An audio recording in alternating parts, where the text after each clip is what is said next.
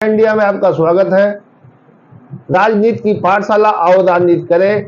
आज हम आपको मैनपुरी, जो समाजवादी पार्टी का गढ़ कही जाती है, उस संसदीय सीट पर चुनावी यात्रा कराते हैं और बताते हैं कि मैनपुरी की लोकसभा सीट पर 2024 में क्या स्थिति है।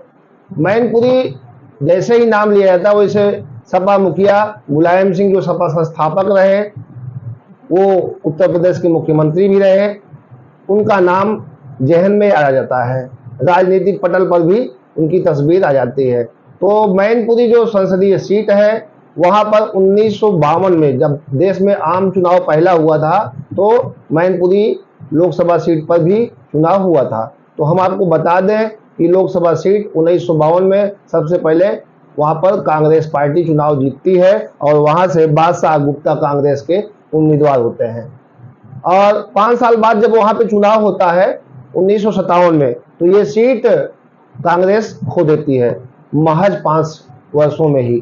तो बंशीधर धनगर, जो प्रजा सोशलिस्ट पार्टी से रहते हैं, कांग्रेस पार्टी को हराकर मैनपुरी लोकसभा से सांसद बनते हैं। अब 1962 और 1967 और 1971 में कांग्रेस पार्टी 3 बार यहाँ उसके उम्मीदवार चुनाव जीतते हैं। महाराजा सिंह सांसद बनते हैं। फिर जब देश में आपातकाल लगता है और इंदिरा गांधी द्वारा ये आपातकाल लगाया जाता है, तो देश का माहौल और प्रदेश का खराब होता है। कांग्रेस के प्रति जनता में भारी आक्रोश रहता है। उस आक्रोश में कई सीटें कांग्रेस गंवाती है। उस कई सीटों में एक सीट मैनपुरी भी है। यहाँ से भी 1977 में कांग्रेस चुनाव हार जाती है और यहाँ पर कांग्रेस की जगह जनता पार्टी के रघुनाथ वर्मा चुनाव जीत जाते हैं। रघुनाथ वर्मा की बात करें तो 1980 में हर जगह कांग्रेस लगभग वापसी की और सरकार बनाई। इंदिरा गांधी पुनः देश की प्रधानमंत्री बनी, परंतु मैनपुरी में रघुनाथ वर्मा जनता पार्टी सेकुलर से सांसद निर्वाचित हुए। तो इस तरीके से 1984 में जब देश की प्रधानमंत्री इंदिरा गांधी की हत्या हो जाती है, राजीव गांधी उनके जो बेटे रहते हैं उनके हाथ में कमान आती है और राजीव गांधी सहानुभूति के नैया पे सवार होते हैं। देश में जो है एक अलग माहौल बनता है। लगभग हर जगह उनको सफलता मिलती है, चुनाव जीतते हैं। परंतु मैनपुरी की बात करें तो यहाँ से भी राजीव गांधी को सहानुभूति में उनका उम्मीदवार चुनाव जीतता है।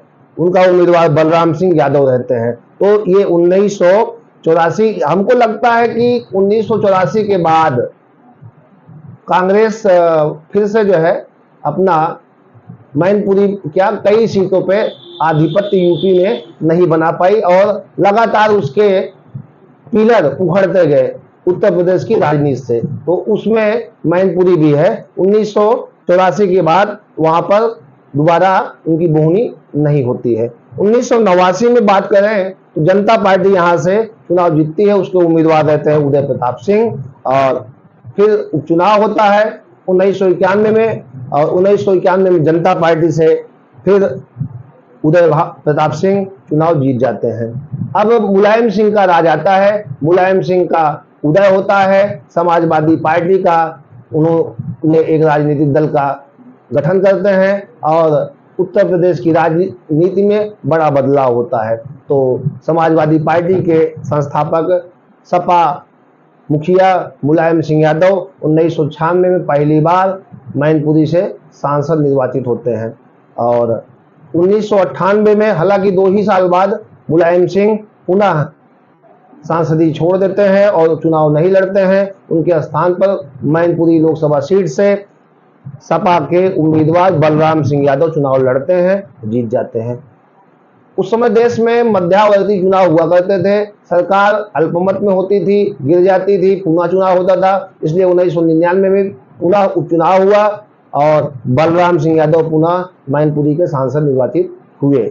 इस तरीके से 2004 में मुलायम सिंह समाजवादी पार्टी से पुनः चुनाव लड़ते हैं और जीत जाते हैं, परंतु सीट छोड़ देते हैं। सीट छोड़ने के बाद चूंकि वहां से अपने ही भतीजे धर्मेंद्र यादव को वो चुनाव लड़ाते हैं और मैनपुरी से धर्मेंद्र यादव सांसद निर्वाचित होते हैं। फिर 2009 और 2014 में मुलायम सिंह मैनपुरी से सांसद निर्वाचित होते हैं। देश में मोदी लहर रहती है, फिर भी मैनपुरी जो सपा का गढ़ कहा जाता है वो अपना किला बचाने में सपा मुखिया मुलायम सिंह यादव सफल रहते हैं। तो 2014 में फिर उपचुनाव होता है। मुलायम सिंह समाजवादी पार्टी से यहाँ त्यागपत्र देते हैं और उपचुनाव में तेज प्रताप अपने पोते को उम्मीदवार बनाते हैं। तेज प्रताप यहाँ से लोकसभा सांसद बनते हैं। फिर 2019 की बात करें, 2019 में मुलायम सिंह पुनः समाजवादी पार्टी के उम्मीदवार होते हैं और मैनपुरी से सांसद निर्वाचित होते हैं।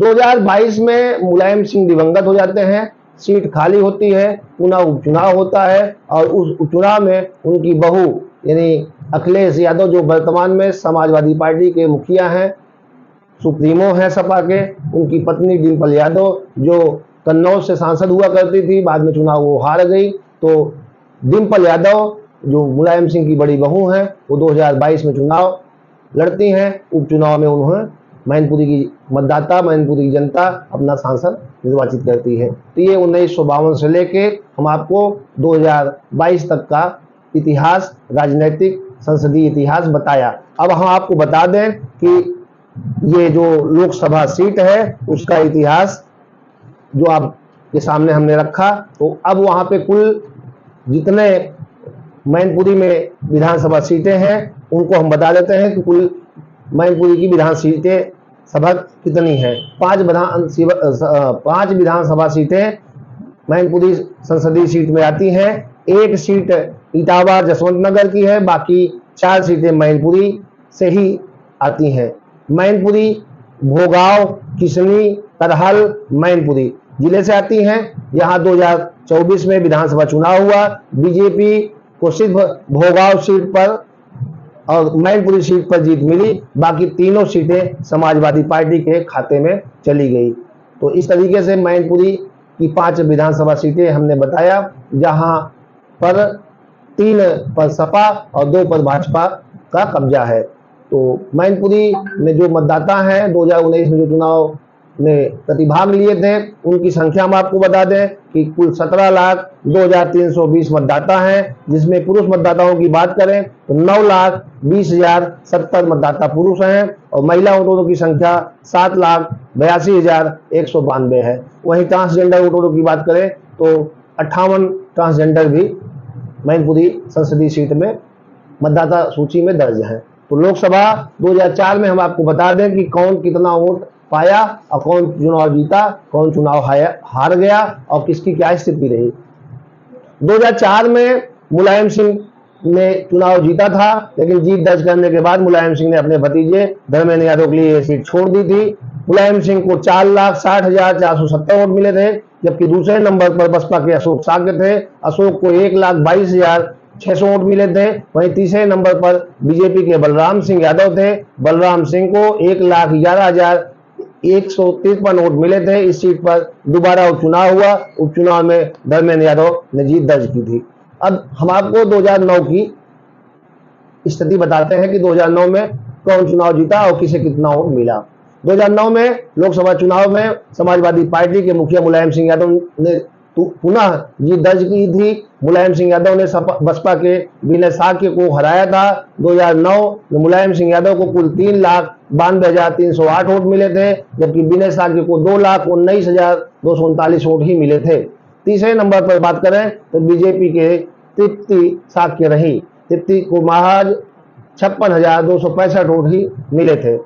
तो इस तरीके से 2004 और 2009 में मुलायम सिंह चुनाव यहां से जीते थे। अब 2014 में जब देश में मोदी की सुनामी थी, मोदी लहर थी, उसमें भी ये समाजवादी पार्टी का गढ़ जो किला था वो ढहने से बच गया था। मुलायम सिंह यहाँ उम्मीदवार होते हैं, उन्हें जो है वो शत्रुघ्न सिंह चौहान को 3 लाख से ज्यादा वोटों से हराया था। मुलायम सिंह को 5,95,000 918 वोट मिले थे, जबकि बीजेपी के शत्रुघ्न सिंह चौहान को 2,31,252 वोट ही मिल सके थे। तीसरे नंबर पर बात करें तो बसपा की संघमित्रा थी।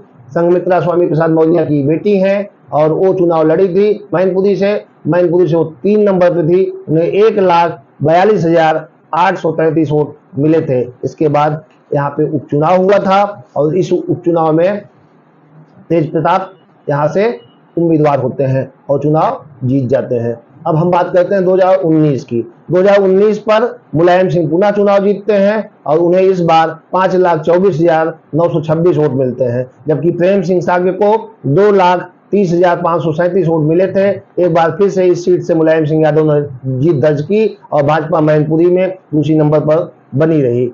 हालांकि साल 2022 में मुलायम सिंह यादव के निधन के बाद यहाँ उपचुनाव हुआ। इस उपचुनाव में मुलायम सिंह की बहू यानी अखिलेश यादव जो सपा सुप्रीमो हैं, उनकी पत्नी चुनाव लड़ी। डिम्पल यादव को 6,18,120 वोट मिले थे। वहीं भाजपा के रघुनाथ सागे को 3,29,659 वोट मिल सके थे। डिम्पल ने 2,88,000 से अधिक वोटों से भाजपा उम्मीदवार रघुनाथ सागे को हराया था।